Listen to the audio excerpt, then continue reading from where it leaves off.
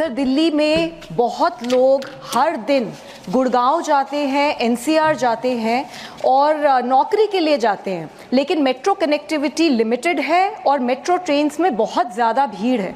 इसके चलते लाखों नौजवानों की आधी जिंदगी दिल्ली गुड़गांव ट्रैफिक में फंस के बीती जा रही है। As so far as the central government is concerned, and I say this is where a state government becomes helpful. Central government has approved 28.5 km for metro system in Gurugram, and the NCRTC corridor connecting Gurugram was kept on hold by the AAP government for 3 years.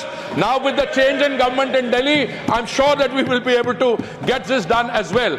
Budget सत्र के दूसरे चरण के पहले ही दिन आम आदमी party की सांसद स्वाति मालीवाल ने खोली अरविंद केजरीवाल की पोल, तो वहीं दूसरी तरफ भारतीय जनता पार्टी ने भी ले लिया आम आदमी पार्टी को आड़े हाथ। जी हां, बजट सत्र के दौरान जब दिल्ली के विकास को लेकर हो रही थी चर्चा, तो स्वाति मालीवाल ने मेट्रो कनेक्टिविटी को लेकर उठाए सवाल और कहा कि पिछली सरकार में नहीं हुआ है मेट्रो की कनेक्टिविटी, और आज जिस तरीके से इसी यातायात को लेकर दिल्ली की जनता झेल रही है काफी ज्यादा परेशानियां, जिस पर जवाब दिया गया केंद्रीय मंत्री हरदीप सिंह पुरी के द्वारा, और दोनों ने ही अरविंद केजरीवाल को आड़े हाथ लेकर ये कहा कि किस तरीके से 10 साल रहने वाली दिल्ली में आम आदमी पार्टी और दिल्ली के मुख्यमंत्री अरविंद केजरीवाल ने नहीं किया दिल्ली का कोई विकास, और मेट्रो प्रोजेक्ट यानी कि जो रेल का प्रोजेक्ट था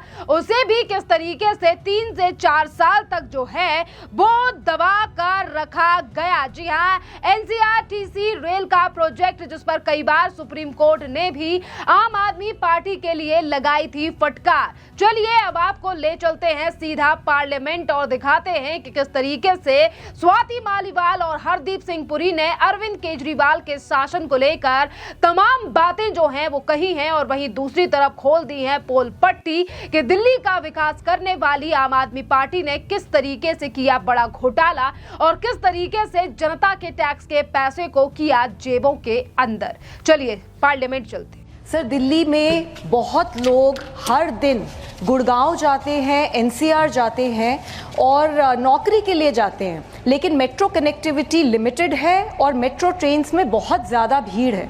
इसके चलते लाखों नौजवानों की आधी ज़िंदगी दिल्ली गुड़गांव ट्रैफिक में फंस के बीती जा रही है।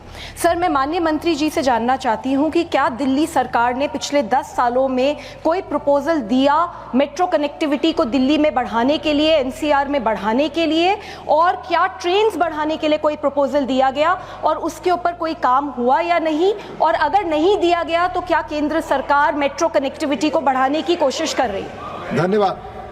माननीय मंत्री जी। Sir, I shall remain eternally grateful to the honourable member for having sent this question to me.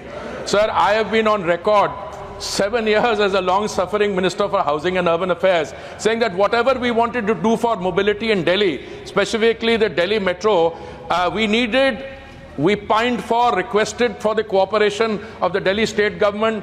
On more occasions than one, sir, it was derailed. It was not forthcoming. Funding was not forthcoming. So she makes a very important point.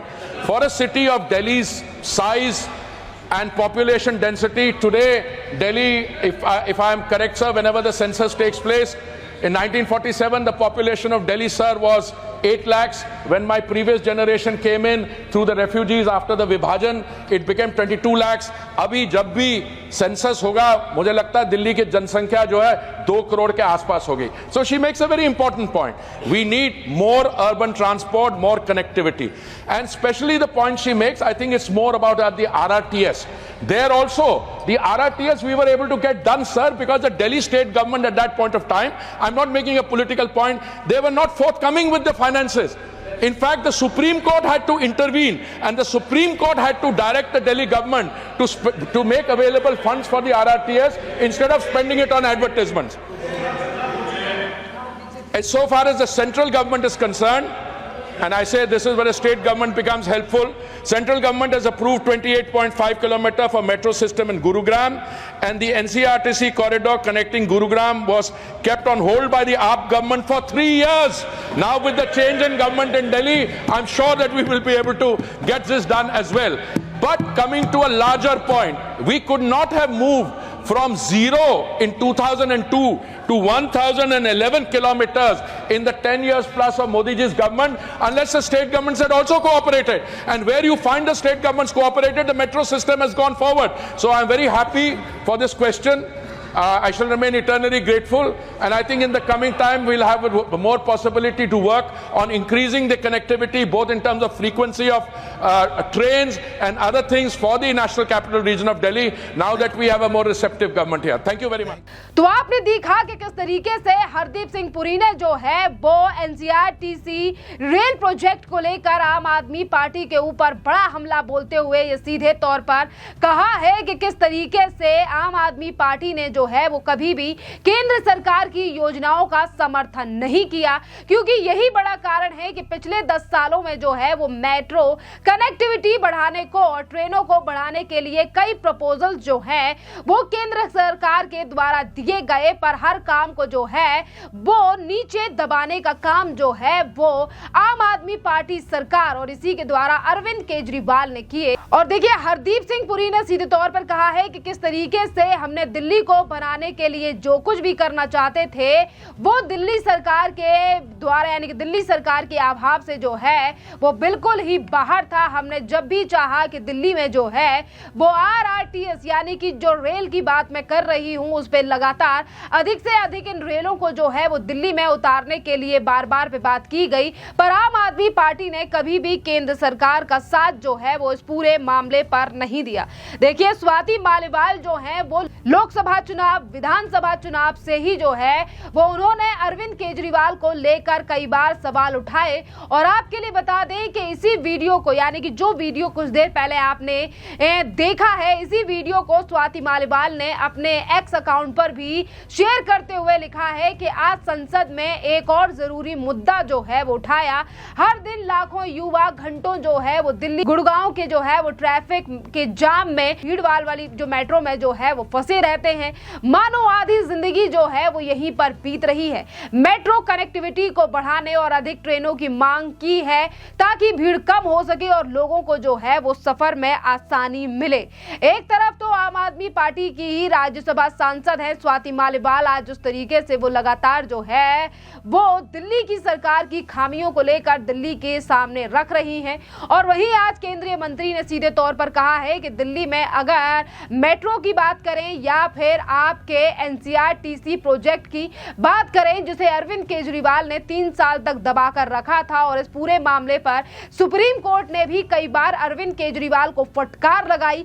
दुनिया के तीसरे सबसे बड़े metro network के साथ भारत ने आज जो है वो 1000 किलोमीटर पर और इसी के साथ जो है वो प्लस मेट्रो रफ्तार भरी है। पर वहीं अगर दिल्ली की बात की जाए तो अरविंद केजरीवाल न सिर्फ और सिर्फ अपने विकास के लिए तमाम ऐसे प्रोजेक्ट को जो है वो ठंडे बस्ते में डाल दिया, क्योंकि उन्हें ये बात मंजूर नहीं थी कि इस बात का क्रेडिट कहीं केंद्र सरकार को ना चला जाए।